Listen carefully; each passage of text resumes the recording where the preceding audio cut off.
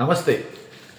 శ్రీ కలియుగ దైవం ఆ వెంకటేశ్వర స్వామి అవతరించిన దగ్గర నుంచి తరతరాలుగా ప్రతి సంవత్సరం వైకుంఠ ఏకాదశి సర్వదర్శనం కార్యక్రమం ప్రతి సంవత్సరం జరుగుతూనే ఉంటుంది. ఇప్పటి వరకు ఎటువంటి అవాంఛనీయ సంఘటనలు జరగకుండా ఇప్పటి వరకు ఆ కలియుగ దైవ వెంకటేశ్వర స్వామి జరుపుతూనే ఉన్నారు.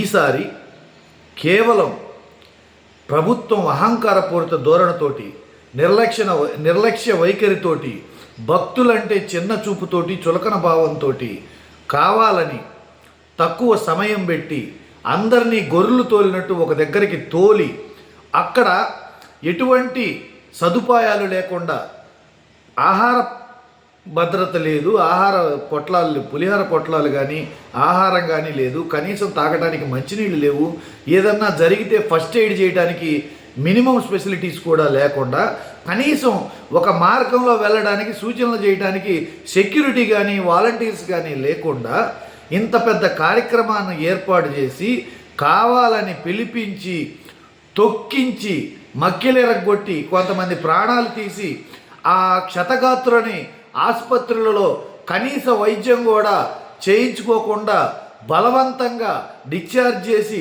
తరలించి చేస్తుంటే ఈ ప్రభుత్వం కావాలని చేస్తున్న దుశ్చర్యని అనుకోరా? దీని వెనక కుట్ర దాగి ఉందని అనుకోరా?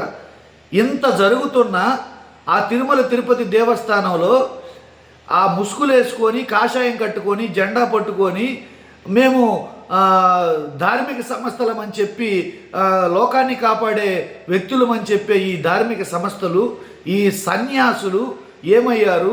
ఈ సన్యాసుల్ని సన్యాసులు అనాలా సన్నాసులు అనాలా కూడా తెలియట్లేదు. ఈ విశ్వ హిందూ పరిషత్ వాళ్ళు ఏం చేస్తున్నారు?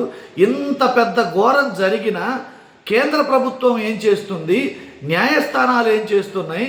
సుమోటోగా వీటన్నిటిని స్వీకరించి సిబిఐ ద్వారా విచారణ జరిపించాలి, లేదా సుప్రీంకోర్టు ధర్మాసనం ద్వారా విచారణ జరిపించి ఈ కాన్స్పిరెన్సీకి పాల్పడిన వాళ్ళ మీద కఠిన చర్యలు తీసుకోవాలి.